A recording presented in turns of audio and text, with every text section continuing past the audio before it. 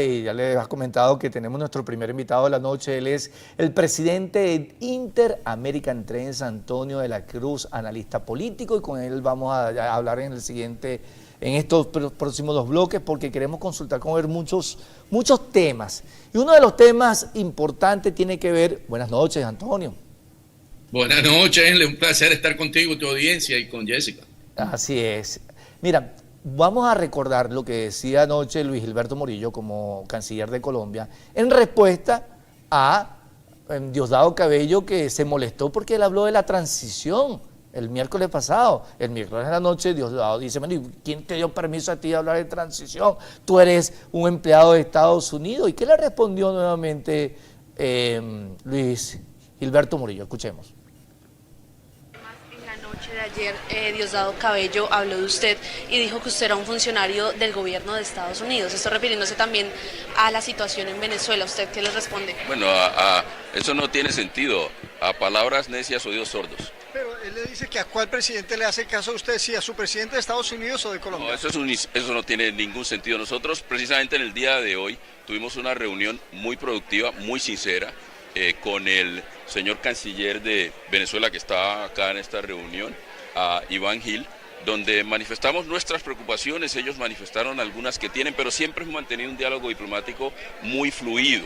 Y eso es la voz oficial, obviamente, del gobierno de Venezuela. Por eso nosotros realmente no queremos responder ni ceder a ninguna provocación de otros actores de lado y lado, que a veces lo que les interesa es generar conflicto. A ver, Antonio, primero, un lenguaje poco diplomático. En la diplomacia yo no escucho decir a palabras necias, oídos sordos. Segundo, no voy a caer en provocaciones, o sea, Diosdado es un provocador. Y tercero, no es la voz oficial del régimen. Porque yo estoy hablando con el verdadero autorizado por Maduro, no con Diosdado. ¿Qué lectura le das a eso? Fíjate, Enle, ese régimen tiene 5, es una banda, la banda lo he llamado la banda de los 5. Diosdado, donde es un grupo, forma parte de esa banda. Padrino López, otra parte. Maduro, Cilia Flores, los hermanos Rodríguez, ¿verdad? En la que constituyen básicamente ese conglomerado, ¿no? Entonces, ¿qué tenemos? Tenemos que el canciller de Colombia dice: yo estoy hablando con Maduro, ¿verdad? Porque al identificar ella que habló con Iván, ¿verdad?, el canciller de Maduro, él está diciendo, Iván Gil, él está diciendo en ese momento: yo estoy hablando con la parte oficial, estamos comunicándonos oficialmente. Y estamos trabajando en este plan. Eso es básicamente el mensaje que está mandando. Entonces, ¿qué pasa? Que Diosdado definitivamente no está dentro de ese diálogo que se está sosteniendo oficialmente entre Venezuela y Colombia, en la que están buscando como lo dijo el canciller, una transición. Recordemos, vamos a poner este ejemplo con lo que pasaba cuando Casablanca hablaba con Jorge Rodríguez, ¿verdad? Recordemos que habían conversaciones y se llegaban a acuerdos sin que Diosdado estuviera al tanto. Recordemos que allí, para poner un ejemplo, se acordó que las primarias iban en ese diálogo, mientras que al no estar al tanto, Diosdado siempre dijo: eso no va a suceder, y quedó muy mal cuando sucedió.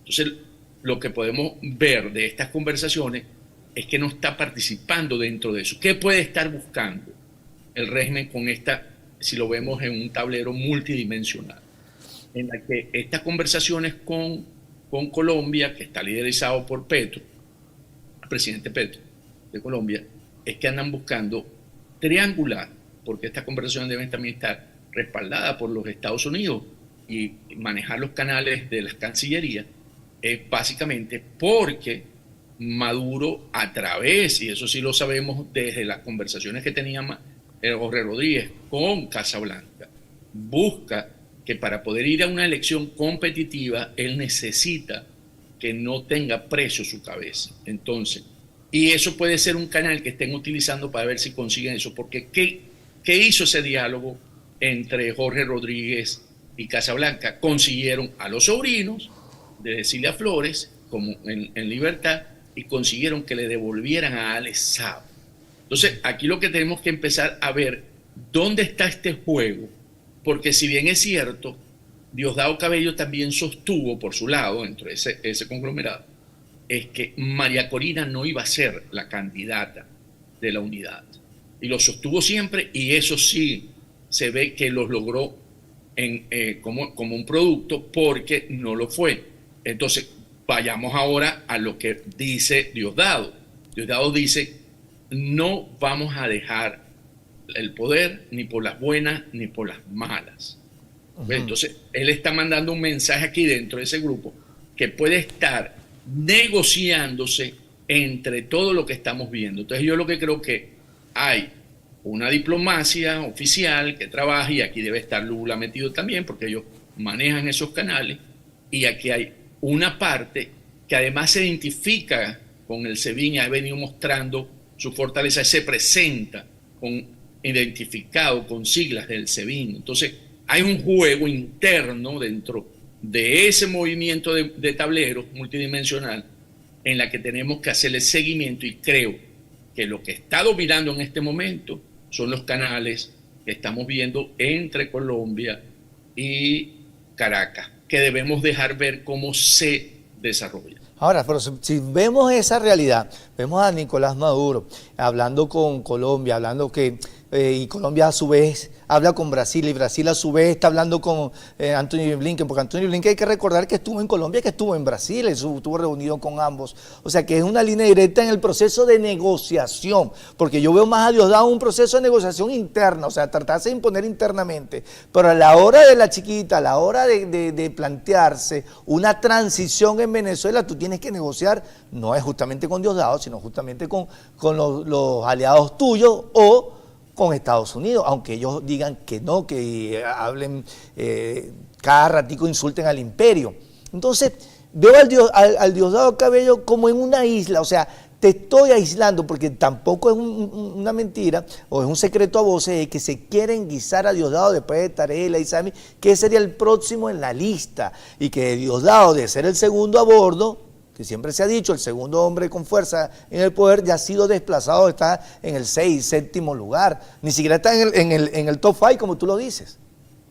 Sí, Diosdado lo está utilizando en este momento como policía malo, si lo vemos en una teoría de juego. Él es el policía que acusa, que arremete, ¿verdad? Que siempre viene a amenazar. Él amenaza, hace todo lo que puede. Él fue el que persiguió a María Corina Machado en ese recorrido que hizo María Corina Machado la semana pasada por Falcón, por el Estados Unidos, montándole eventos para no dejar espacio, y vemos cómo él asume ese rol en esto, y es el que asume el rol frente a la Cancillería colombiana, que en este momento él está fuera, como tú lo has dicho, él no está al tanto de ese juego que está, o esa negociación que está a nivel de Nicolás Maduro con Petro, ¿ok?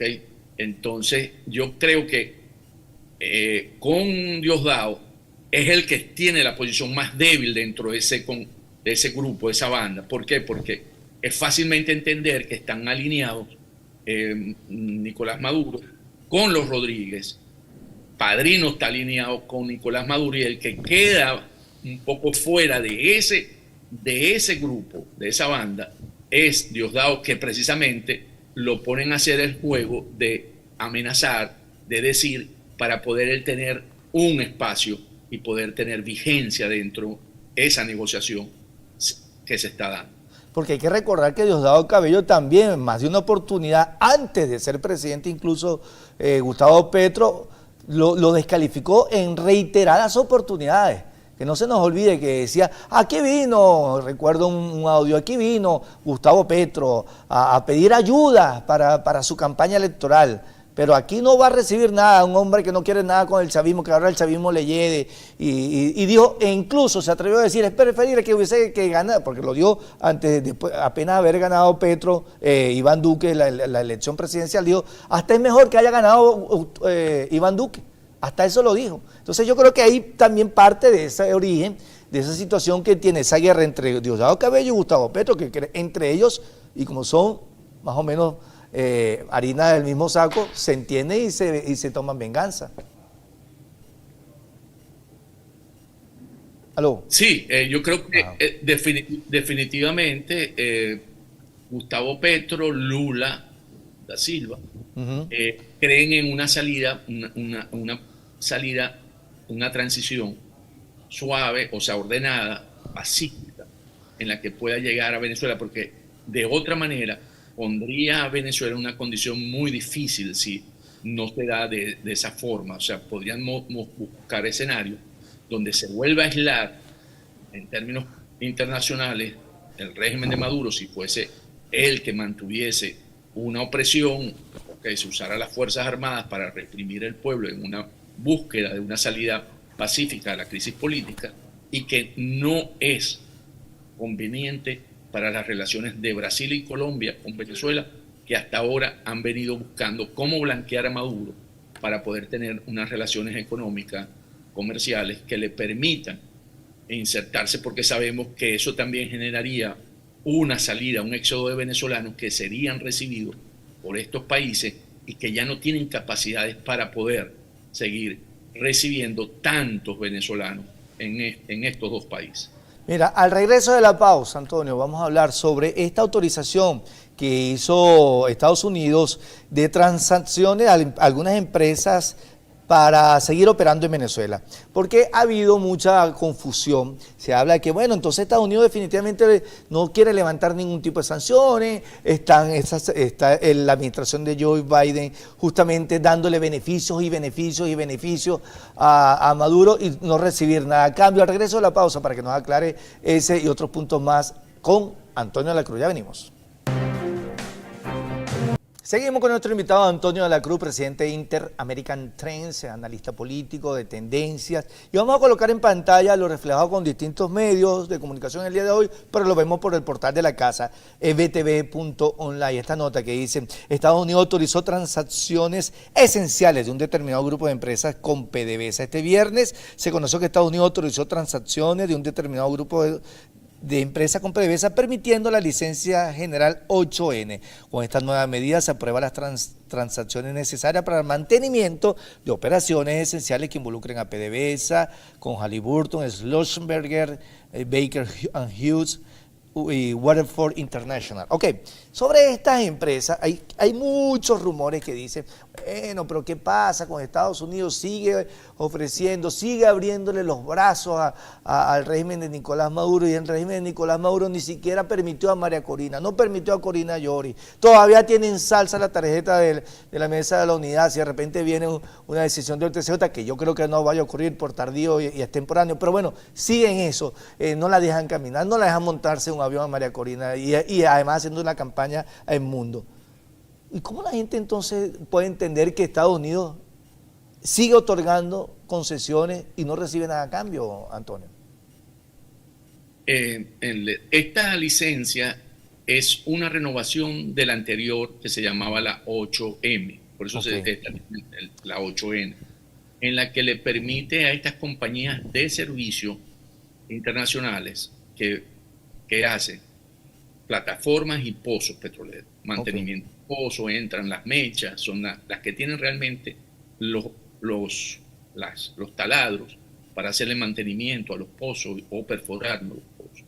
O sea, por eso los que nombraste, todas son de una alta. Y esa es las empresas que le dan servicio a Chevron, que está actuando en Venezuela con una licencia, la 41, y que le permite la producción y vender el crudo aquí en los Estados Unidos. Entonces, Chevron necesita esta empresa de servicio para poder continuar con ese incremento de la producción y esa exportación. El mes pasado, Chevron tuvo una exportación récord de 262,000 barriles día aquí a las refinerías del Golfo. Bueno, entonces, esto es lo que se ve como una continuidad de esas operaciones que está haciendo Chevron en Venezuela, en la que necesita el servicio de estas empresas, y que la OFAC de una forma o extiende, y por eso la da por 6 meses más, porque es una licencia que se renueva cada 6 meses. Okay. Le permite a ellas continuar en Venezuela de forma legal para los Estados Unidos. Lo que o sea, lo que entiendo entonces que no tiene nada que ver con la número 44, que fue la que reimpusieron otra vez. ¿correcto? Es correcto, no tiene nada que ver porque la 44 básicamente le quita a PDVSA. Lo que hizo la 44 básicamente en dos palabras, quitarle a PDVSA la autonomía para poder contratar con cualquier empresa, sino que esa autonomía las vuelve a asumir la OFAC. O sea, si tú quieres tener unos negocios con PDVSA, quien te autoriza a hacer esos negocios es la OFAC, el Tesoro de los Estados Unidos, conjuntamente con el Departamento de Estado. Porque hoy veíamos, entonces aclarado el punto, hoy veíamos como Delcy Rodríguez, como Jorge Rodríguez, los hermanitos Rodríguez, como Nicolás Maduro Guerra, están girando por todo el país pidiendo además el levantamiento de sanciones como el gran argumento para ellos, pero resulta lo que están haciéndoles campaña a Nicolás Maduro, que no levanta, no hay manera de que levante. Y vemos del otro lado a un pueblo desbordado, un verdadero río de gente para donde llegue María Corina Machado, bien sea al Zulia, bien sea Falcón, Portuguesa, donde sea, es que está levantando esas ronchas en el oficialismo, María Corina. Fíjate, la gira de María Corina por Coro y Maracaibo marcaron un hito. Sin embargo, la de Trujillo marca un antes y un después. Ok, ¿por qué? ¿Por qué? Lo que se vio en Trujillo fue esa conexión emocional de tal nivel de que es básicamente la coloca en un nivel superior, en un nivel donde la gente le da cosas a María Corina, le entregan cosas, si vimos, le entregan collares, le entregan rosario, le ofrecen que por la hija, no le piden, no es que dame, no, le dan, es alguien que recibe, y reciben porque es la esperanza, y como es la esperanza, estoy agradecido a esa esperanza desde el punto de vista del análisis emocional. Y veamos bien cómo ese pueblo, en ese dándole las gracias, porque el símbolo de darte algo es dándote las gracias, ¿verdad? Esa esperanza que hoy tengo es muy difícil, y eso lo sabe Yamira Flores. Por eso activa me parece, volvemos a decir, son miembros de esa banda de los 4 de los 5, a que recorran a Venezuela para ver si pueden volver a conectar. Y el discurso, cuando uno lo oye por parte de estos individuos, realmente está extemporáneo, ya no conecta. El resentimiento, porque ese es un discurso de resentimiento, de los apellidos es resentimiento, de las sanciones es resentimiento. O sea, el discurso de resentimiento que le funcionó cuando llegaron al poder con Chávez, que fue básicamente como él conectó, porque el resentimiento fue contra los partidos de Acción Democrática y COPEI. Recordemos aquella frase que le iba a fritar las cabezas a los ADEC en aceite. Es básicamente, ya hoy no conecta con esa mayoría que quiere un cambio, y eso cada vez va a seguir creciendo. Por eso que digo un antes y un después, porque ese nivel de emocionalidad no se detiene ya, es muy difícil. Esto es un efecto de bola de nieve. Ellos podrán, porque sí pueden hacer, vamos a decir, ellos se multiplicaron hoy en 3 espacios en el país, pero esa gente fue porque la llevaron, mientras que con María Corina Machado la gente va porque quiere verla, porque hay una conexión, porque ven la esperanza en ella, porque se siente que se puede lograr y se va a lograr. Yo creo y no es aquellos autobuses llenos de gente pagados por el régimen para carretear a la gente, que además va y se toma la foto cuando pasa por frente a una concentración de María Corina y saluda a María Corina, lo que a la clara indica que ellos van obligados. Y que ese día, cuando estén frente a la máquina, van a votar por el mundo, por la tarjeta que recomendó María Corina. Porque si tuvieron esa conexión al verla y iban, porque claro, le ofrecen, y la gente en ese sentido, por las condiciones que hayan sido, aceptaron asistir, pero no está, su emocionalidad no está conectada hoy con Maduro, y por eso no levanta las encuestas. Y creo que si esto está, apenas estamos arrancando, estamos en pre-campaña, la campaña arranca el 1 de julio.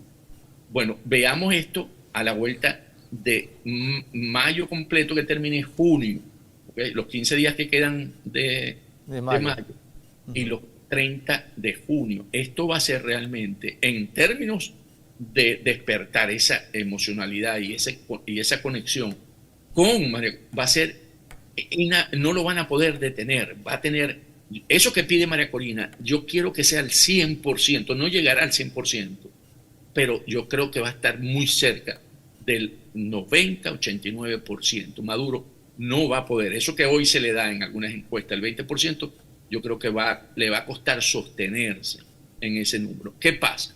Que sabiendo Maduro eso y sabiendo esos Miraflores, es donde se abren esos escenarios que la gente ha dicho, bueno, pospondrá las elecciones, hará un mega fraude, pero todo eso hoy, en términos prácticos, por supuesto, en términos de hipótesis podríamos analizarla, pero en términos prácticos está muy lejos, porque con esa participación que hoy está más o menos de la gente de un 80%, eso es muy difícil hacer un mega fraude.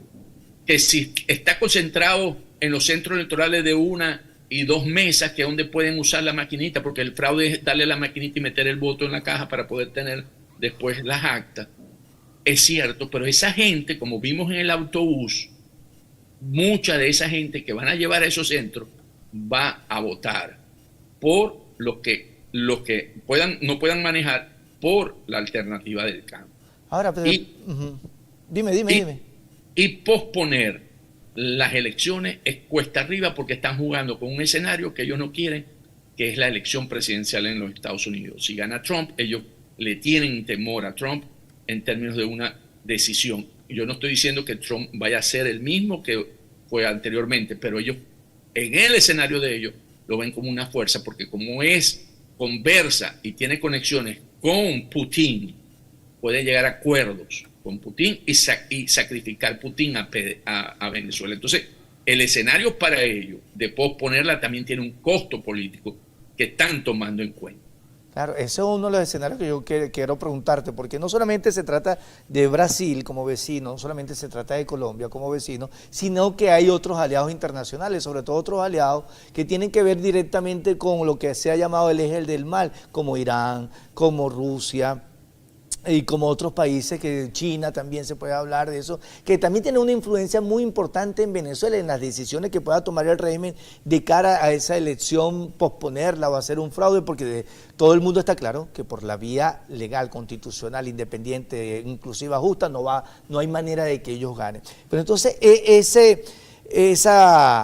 esos países que tienen una influencia directamente con Nicolás Maduro, están en disposición de asumir que hay una transición en Venezuela. No hablemos de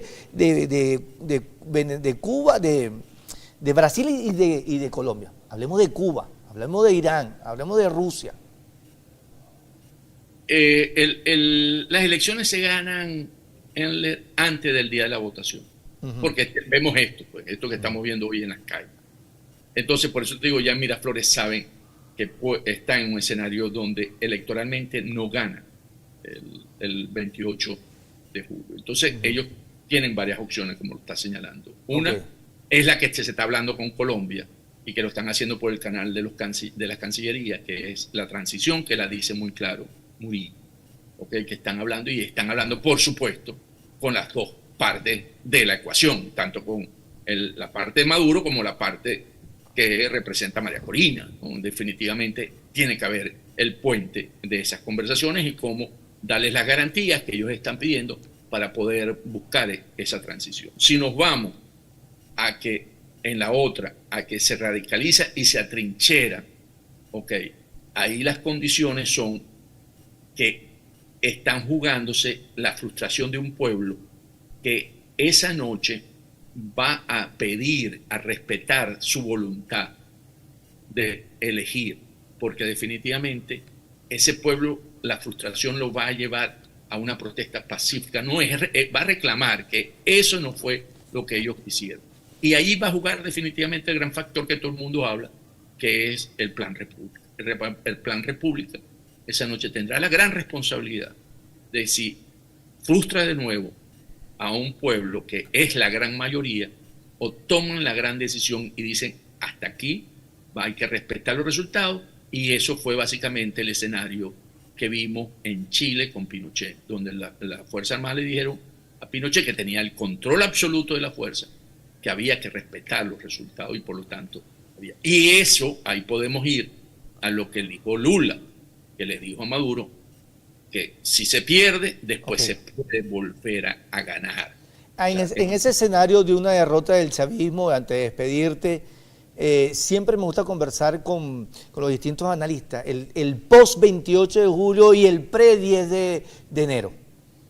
Ese lapso de 5 meses y tanto, que pudiera ser o muy difícil o llegar a un acuerdo e incluso adelantar la toma de posesión. Pero, pues, a simple vista, a bote pronto, como se dice por allí, no pareciera un periodo que va a ser pero muy fácil para quien asuma el poder a partir del 29 de julio. Asuma el poder, no, que sea el presidente electo, mejor dicho. Si estamos hablando post-28 de julio, correcto, estamos asumiendo que gana el mundo, González. Por lo tanto, que Maduro reconoce el triunfo del mundo. Al reconocer Maduro el triunfo del mundo, alinea todo lo que es la parte del Plan República, las Fuerzas Armadas. Entonces, en ese escenario, lo que viene después, si lo queremos ver, es cómo se va a dar esa transición, cómo se va a instrumentalizar. Porque recordemos, como lo señalaste, que en el 2025, el 10 de enero del 2025, el mundo, González Urrutia, se juramenta frente a una Asamblea Nacional que es controlada hoy por los factores del madurismo, sobre todo Jorge Rodríguez. Entonces sería una juramentación frente a una Asamblea Nacional controlada por ellos, en la que el juramento se lo estaría tomando Jorge Rodríguez. Entonces, lo que te da esos 5 meses de entre julio y enero es básicamente cómo coordinar, cómo hacer que en esa transición se pueda existir, porque recordemos que en el 25 son las elecciones de Asamblea Nacional, de gobernadores y de alcaldes. Y ahí podrán manejarse muchos escenarios, como adelantar esa elección, como si se hace una mega elección para concretarla en un primer trimestre, un segundo trimestre, para darle una viabilidad a que se dé la transición y que podamos empezar a tener una transición hacia la democracia de una manera pacífica en Venezuela. Antonio, como siempre, muchísimas gracias. Vamos a estar, por supuesto, conversando de lo que pueda suceder en los próximos días, en las próximas horas, porque es importante que estemos claros los distintos escenarios que se manejan en la política venezolana, porque, bueno, todo es cambiante, nada es inmóvil, sobre todo en la política, que es demasiado dinámica. Muchas gracias, Helder. Siempre un placer estar contigo y con tu audiencia. Y para las madres, un feliz Día de las Madres. Caramba, correcto, para las madres. Gracias a ti, Antonio de la Cruz, presidente de Interamerican Trade.